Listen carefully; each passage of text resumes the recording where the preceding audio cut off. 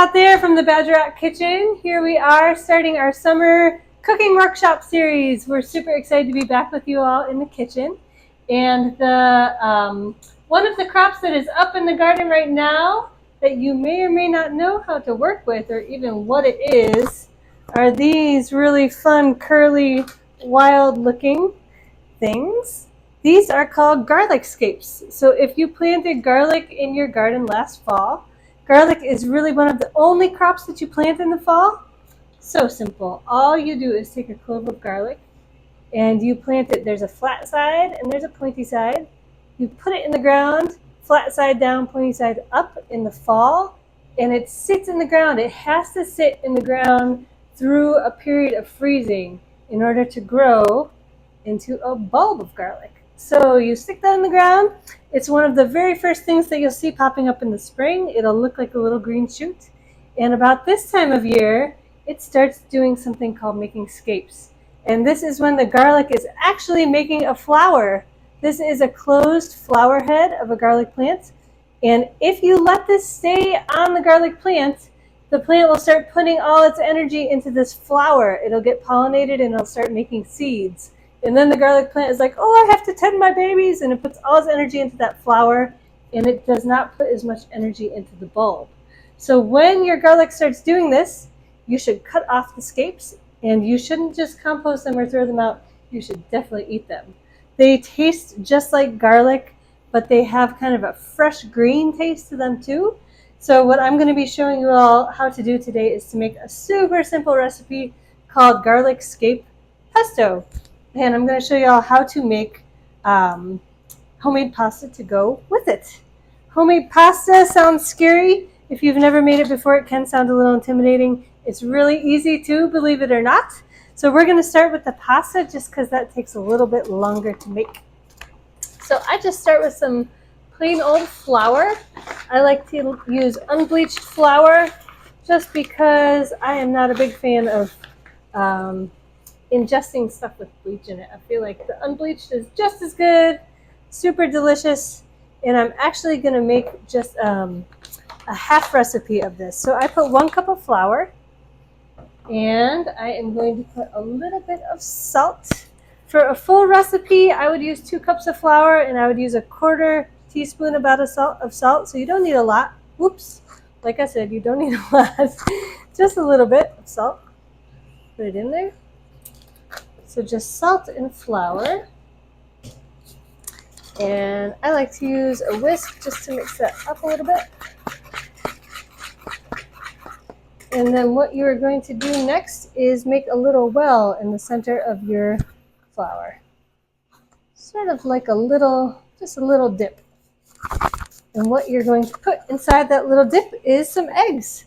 So we have these beautiful eggs from our own chickens. They are laying like crazy right now. And if I was doing a full recipe, I would do 2 cups of flour and I would do 3 eggs. Since I'm making a half recipe, I'm going to use 2 eggs, but one of them is going to be really small. Small egg and a large egg. Get those in there. And you may also need a little bit of water. I'm going to add about a tablespoon of cold water.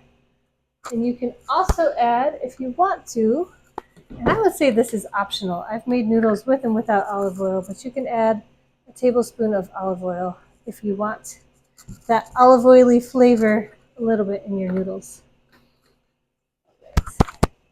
And then I'm just going to take this whisk and I'm going to lightly whisk these eggs. We don't need to make meringue with our noodles, but just to break the yolks and get that water and oil and egg all mixed up together.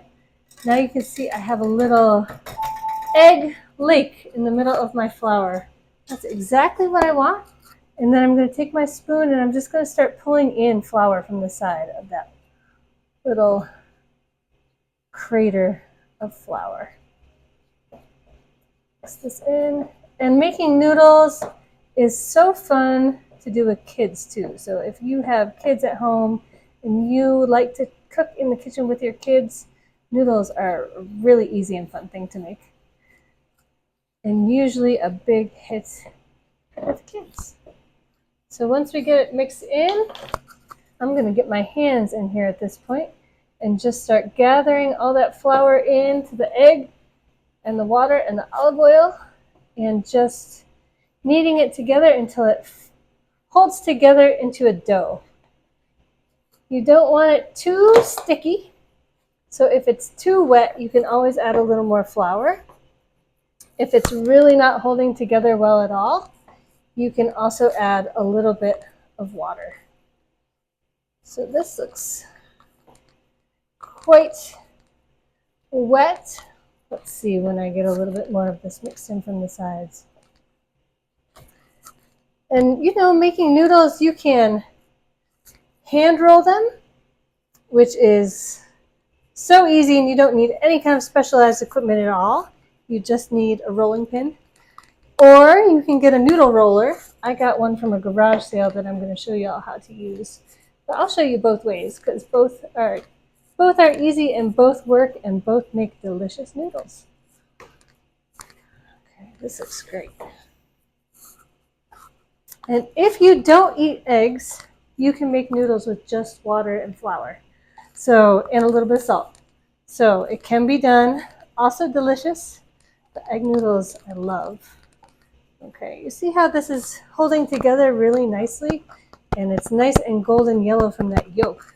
That is a great looking egg noodle dough right there. Then I'm going to put a little flour on my cutting board. And if you're at home, if you want to roll it out just right on your countertop, you can. Here we like to roll them out on cutting boards so we have less of a mess to clean up on the other end. And then I just start rolling it out. So if you want to roll noodles by hand, the goal is to get them as thin as possible. The thinner the noodle, the better. Or the thinner the dough, the better, I should say. And you can just cut noodles to whatever size you like. If you like a really long noodle, go for it.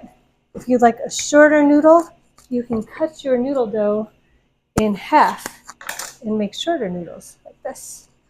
So if you're going to make them by hand, it's so simple. All you have to do is cut some noodle-sized pieces out with a knife, and I usually hang them on a bowl separate from each other so they don't get stuck to each other. And if you want to use your noodles right away, you can cook them right away while they're wet. If you want to save them, you can just let them dry on the bowl until all the water kind of evaporates from them, and then you can just store them in a plastic bag until you're ready to use them. So that's one way to make noodles, is just simply cutting out a noodle. These, you can see these are kind of fat. They'll get even fatter when you cook them. So this would be if you are kind of a chubby noodle person, which I appreciate a nice thick noodle myself. If you want to try a noodle roller, I can show you this one that I found over here. Come on over. So this is a noodle roller, and you just want to twist the little dial on the side to the biggest number, and it's going to make this little slit here that has a roller on either side, and you're just going to pull the dough through the roller and then turn it to a smaller number and pull the dough through the roller again.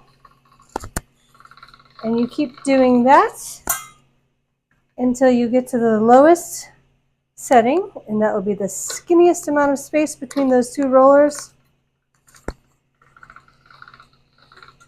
And you will have a very thin, look how much thinner that is than what I hand rolled, a very thin sheet of noodle dough. And then if you want to get really fancy, you can get a little attachment that has shapes for noodles.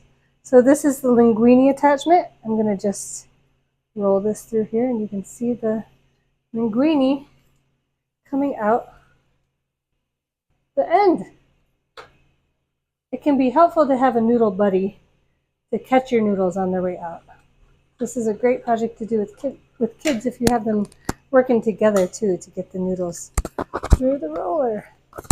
And just like this, and then you would hang them again on your bowl to let them dry, or just to wait until your water is boiling. In the meantime, you all should get a pot of water boiling on the stove, because once the noodles are all rolled out, you can just pop them in the water. And guess how long it took homemade noodles to cook? It takes like 2 minutes. So fast. They cook really, really quickly. So I'm just going to roll a little more out just to show y'all one more time. So we're just going to put it through. This one I cheated a little bit. I started on the smallest setting, so it's already very thin. That's a little risky to do it that way because sometimes you end up with broken noodles if you don't do them step by step. Then you can just roll them through here.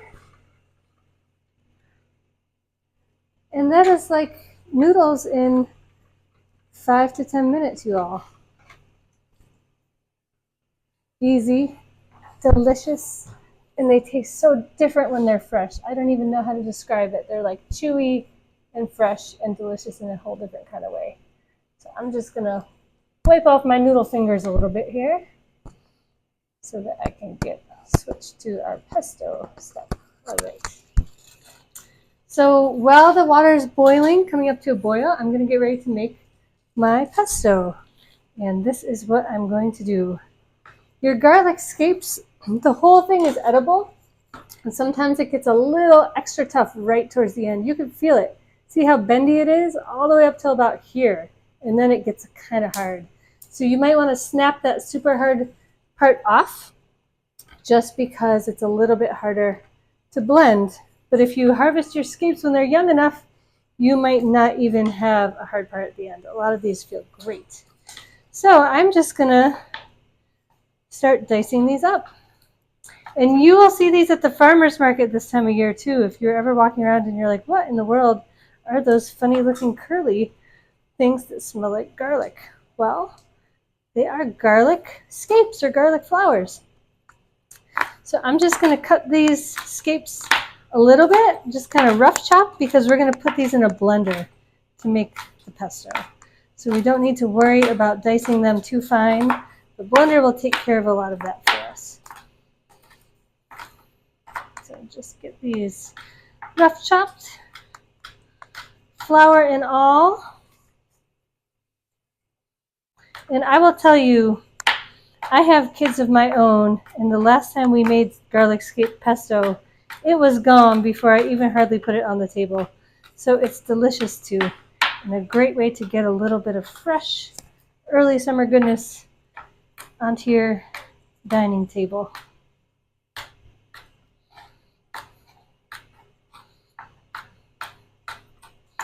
And then, once you cut your scapes, your garlic can start focusing on making that bulb underground. And when it does that, you're going to start watching your garlic in July, around middle of July usually. The garlic leaves start to turn brown and die back. Once they do, that is your hint that the garlic underground has turned into a bulb and is ready to harvest. And once that usually happens around mid-July in this garden, and once you have that hint, you can literally just pull your garlic out of the ground and cure it, which means just letting the skin toughen and turn papery before you store it. We'll show you that process a little later in the summer at one of our workshops. When it's time to harvest the garlic, make sure you cure it if you're going to store it. And then you have garlic to use for many months, and you also have garlic that you can use to plant a new bed of garlic the next season. So I'm putting a little Parmesan cheese in here too. So I like to do about 2 cups of garlic scapes if I'm making a full recipe, about 1/4 cup of Parmesan cheese. If you do not eat cheese, you can substitute nutritional yeast, which is a really, it's a yeast that's really high in B vitamins, so it's super good for you too. And it has a little bit of a cheesy flavor without the dairy. And I always avoid nuts because I've gotten into the habit from teaching. You know, there are so many nut allergies these days that I just don't mess around with nuts in very many recipes. So instead I use sunflower seeds. And you can also grow your own sunflowers in the garden. And towards the end of summer, They will have made seeds, which you can collect to make your own sunflower seeds. You put a little bit of those in there. About a quarter cup of Parmesan, a quarter cup of sesame seeds. Nope, not sesame seeds, sunflower seeds. And then one of the key ingredients to a good pesto is olive oil. Put about a quarter of a cup in here.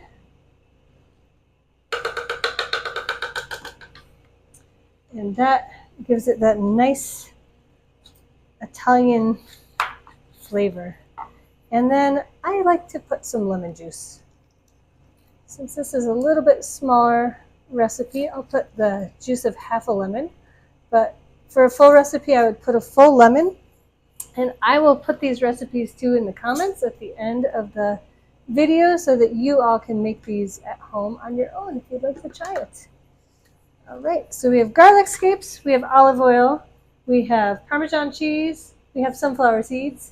And normally in pesto, I would put a clove of garlic, but since we're using garlic scapes, it is already going to be very garlicky. So I am just going to start blending this up. Oops, I forgot salt. Don't forget salt. I'll put about a quarter to a half a teaspoon of salt. But if you have roasted sunflower seeds and they're already salted, you might be able to even skip the salt. All right, and then we're going to blend it.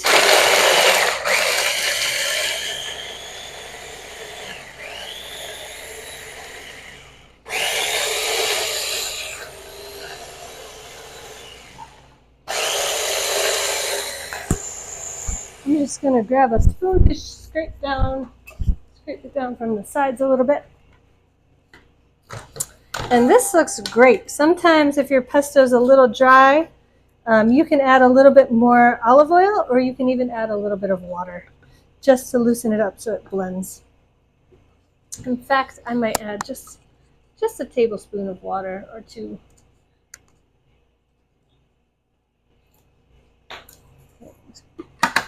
Go again. You can also put anything in pesto, any green you have. If you have basil, go for it. If you have kale, throw it in there. If you have edible weeds, we're going to be doing a workshop this coming Sunday on edible weeds and making a pesto. So come and check it out. It's going to be our first Badger Out Community Market this Sunday, 2 to 6. Don't miss it. We're going to have a lot of fresh goodies from our farm stand. Our high school youth employees will be running that. We're going to have delicious prepared food to eat. We are going to have a workshop.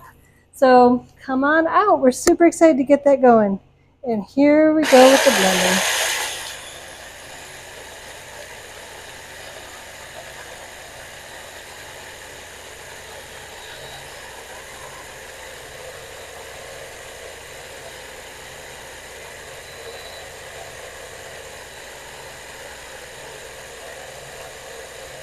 Okay. And Garlic Scape Pesto is a little chunkier than your typical basil pesto, but it is so good. And I'm going to just scoop it into this bowl so you all can see what the finished product looks like. You can put it on your hors d'oeuvre table with crackers. You can make pasta to go with it. And I will tell you, it tastes like early summer in the garden to me. And that is an amazing taste. After a long winter, it means the season of abundance is here. So that is what the pesto looks like when it's done. If you want to blend it up even finer, so the sunflower seeds are very well ground up, go for it. And then I'm just going to show you the process for cooking the noodles. So if you all want to come over here, I have my water boiling. And the most important is to put a little olive oil in the water so the noodles don't stick together. And then put the noodles in one at a time so they don't stick together. So if you throw them all in together, they will make what I like to call a noodle brick, which is delicious, but it's not quite what you might have intended. So put your noodles in one at a time. If you can, here's our nice fat hand-rolled noodles. I also love them. And they are going to expand in that water and just fatten right up. And they literally take probably 2 minutes to cook.